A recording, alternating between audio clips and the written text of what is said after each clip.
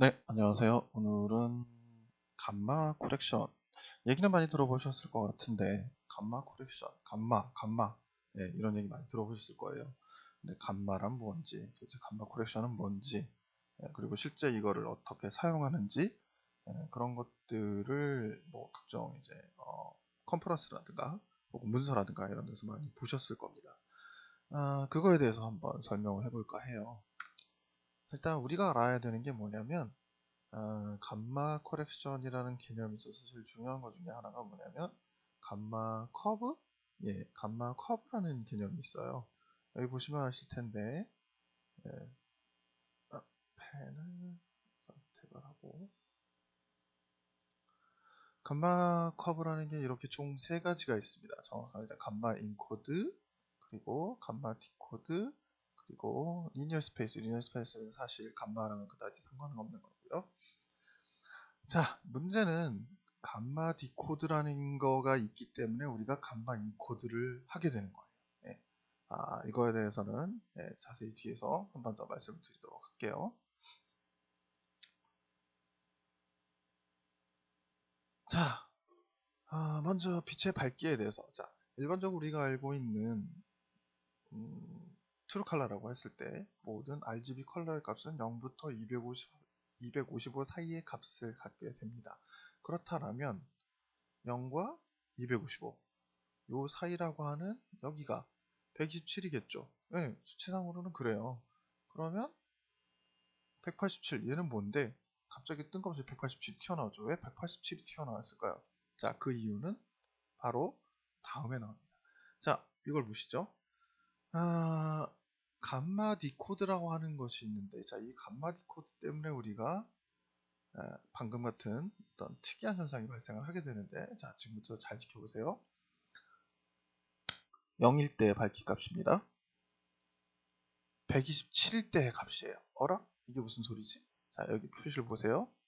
0, 127, 그리고 255.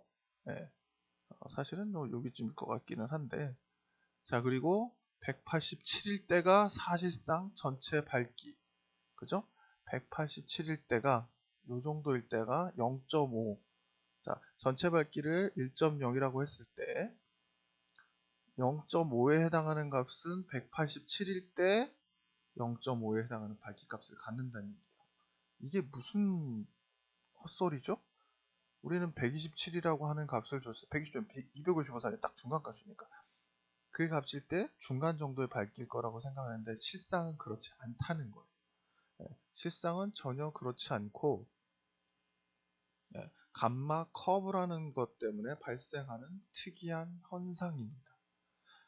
감마 커브라는 건 뭐냐면 모든 모니터들이 출력을 할 때 이 감마 커브를 적용을 해서 출력을 해버려요. 그게 무슨 얘기냐? 자, 이걸 보시죠. 뭔가 입력된 값이 이렇게 생겨 있다라면, 자, 이것이 원본 이미지라면 모든 모니터들은 여러분이 보고 있는 모든 모니터, 이 모니터라는 건 단순히 여러분이 PC에 사용되는 모니터뿐만 아니라 TV도 마찬가지고요. 하물며 스마트폰에 있는 모니터조차도 마찬가지. 그래서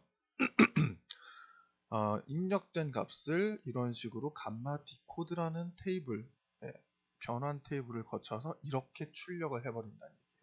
그러니까 원본이 이렇게 생겼으면 훨씬 더 어두운 색조의 이미지가 출력이 될 거란 얘기죠.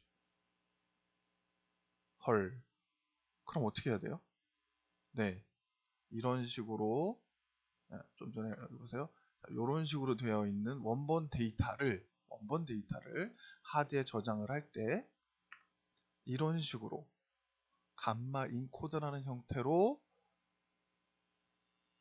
변환을 시켜서 저장을 해놔야 감마 디코드 테이블을 거쳤을 때 우리가 알고 있는 원본 데이터 형태로 복원이 된다는 얘기죠. 아시겠어요? 이 사실을 사실은 거의 대부분의 사람들이 모르고 있습니다. 실제 여러분의 하드디스크에 있는 저장된 데이터들은 이런 식으로 저장이 되어 있는 거예요. 즉 무슨 얘기냐? 카메라라든가 포토샵이라든가 이런 걸 사용을 해서 우리가 작업을 한 모든 데이터들은 사실은 하드디스크에 저장될 때 이런 식으로 감마 인코딩돼서 저장이 되어 있는 상태예요. 몰랐지롱. 예, 모르셨을 겁니다. 실제로 이런 식으로 감마 인코딩돼서 저장이 되어져 있고요. 모니터를 통해서 감마 디코드가 돼서 화면상에 출력이 되고 있었던 것이에요. 예, 우리는 전혀 이 사실을 모르고 살았지만 사실은 그런 식으로 저장이 되어 있었고, 이 짤은 굉장히 오래된 건담 짤인데, 예. 자, 우리가 볼 수 있는 원본 이미지 데이터는 사실 감마 인코딩 되어서 저장되어 있었던 겁니다. 다만 우리는 이걸 모니터를 통해서 봤기 때문에 감마 디코드 된 것만 본 것 뿐이죠. 네. 전혀 우리가 몰랐던 사실을 지금 처음으로 알게 되셨을 겁니다. 그럼 왜 감마 디코드, 감마 인코드 같은 이런 짓을 하고 있는 건데, 그 이유는 최초 모니터라든가 이런 거에서 개조라고 통상 얘기를 하는데, 빛의 밝기의 단계를 개조여입니다. 개조라고 표현을 합니다. 그런 개조도가 어두운 곳일수록 훨씬 더 중요한 정보를 많이 갖고 있고, 사실은 인간의 눈이 어두운 곳의 변화에 민감하고 밝은 곳의 변화에는 둔감한 특징이 있기 때문에 어두운 곳의 색의 단계를 많이 표현하기 위해서 처음부터 인코딩해서 저장을 했었어요. 과거부터. 그러다 보니까 이걸 표현하기 위해서 모니터는 어쩔 수 없이 감마 디코드에서 출력을 해주고 있었던 거죠. 예, 그러니까 모니터 감마 디코드를 하기 때문에 인코드에서 저장했다기보다는 정확하게는 먼저 감마 인코딩을 했었던 겁니다. 최초의 어두운 곳에 개조를 높이기 위해서, 빛의 단계를 더 정밀하게 표현하기 위해서 이런 식으로 감마 인코딩을 사용을 해서 저장을 했었고, 이렇게 저장된 데이터를 원본으로 복원하기 위해서 감마 디코드라고 하는, 최초까지 넘어갔네요. 네, 이런 식으로 저장이 되어 있었던 거죠. 네, 감마 인코딩된 데이터를 선형으로 우리가 알고 있는 원본 형태로 복원을 하기 위해서 모니터는 감마 디코드를 하고 있었던 겁니다.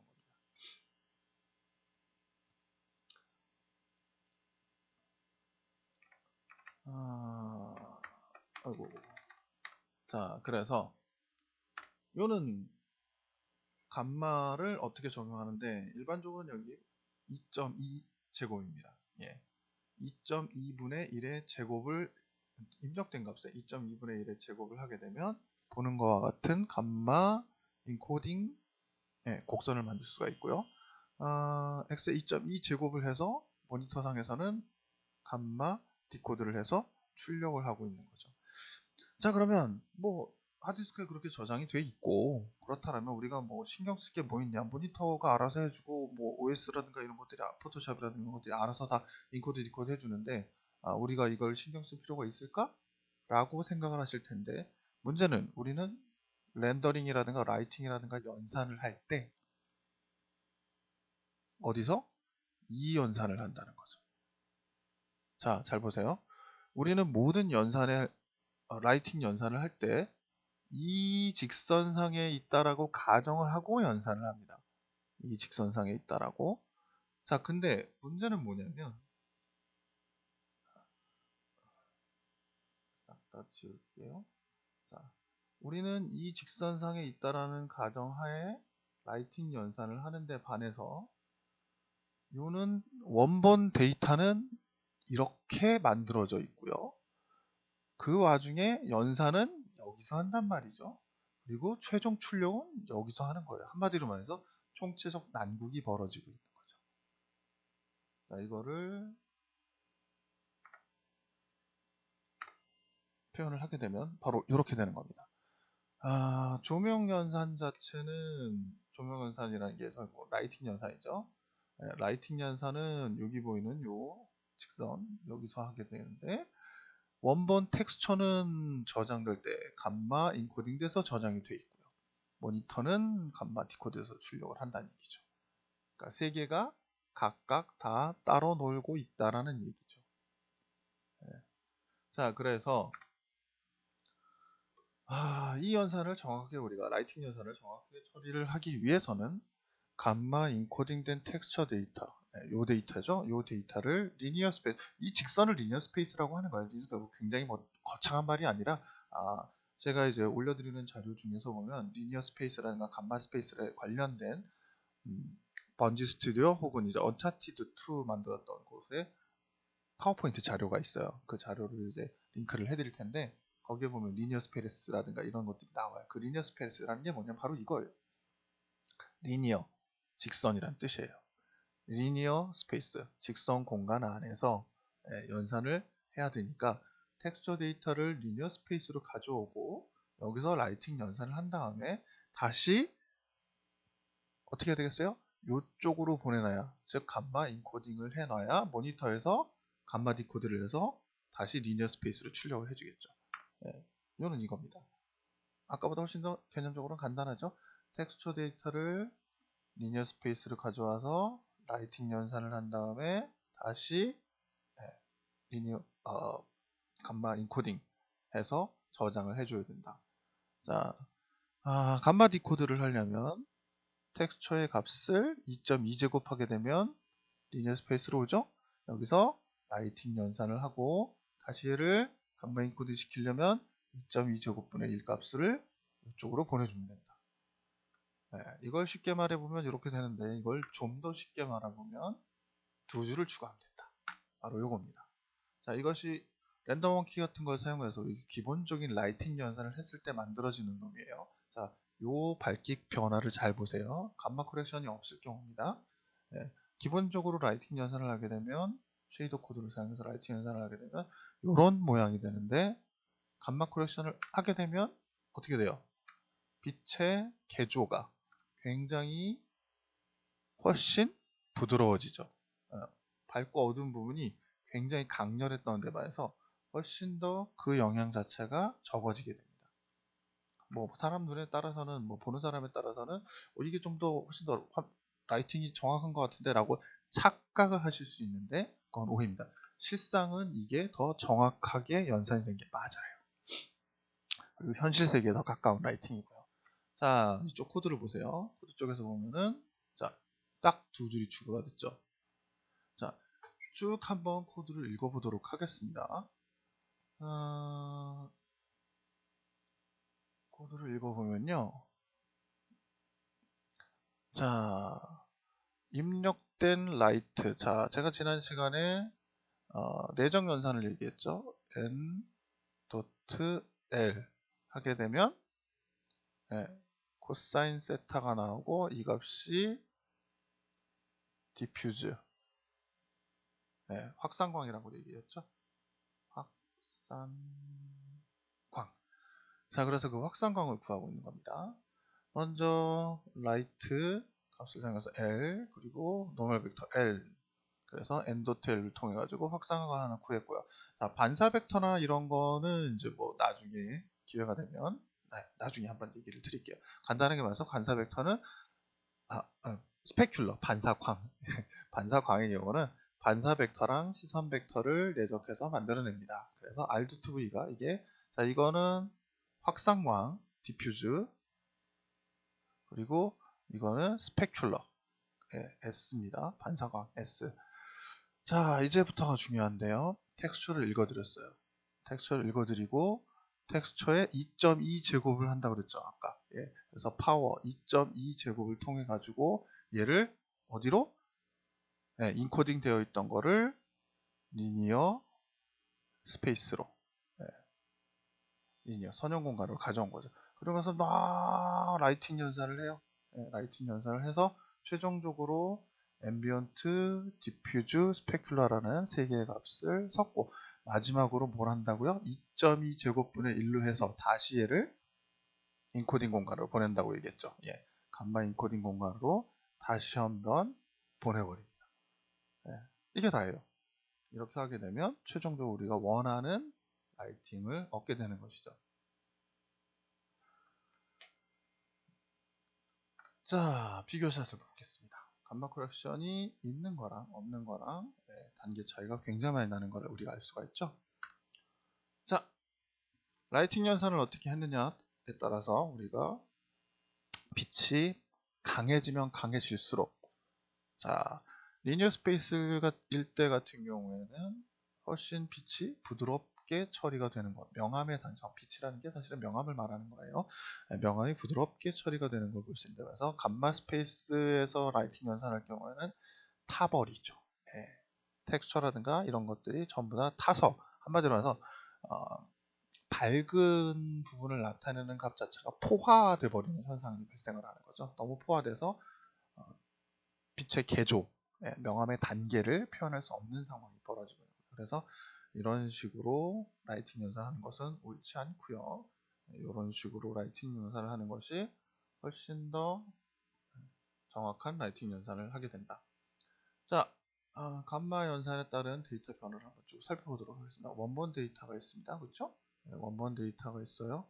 원본 데이터를 어디에 있어요? 자, 총 4개의 다른 위치를 나타낸 거예요. 자, 데이터, 그리고 어떤 변환을 하게 되는지, 그리고 변환돼서 원래 있는, 변환돼서 혹은 전에 있었던 공간, 그리고 최종적으로 이거 어디에 위치하게 되는지, 이 부분은 좀 애매하긴 한데, 자, 원본 최초 텍스트는 감마 인코딩 되어져 있는 상태예요. 하드디스크에 저장이 되어져 있습니다. 그래서 얘를 감마 디코드 하죠.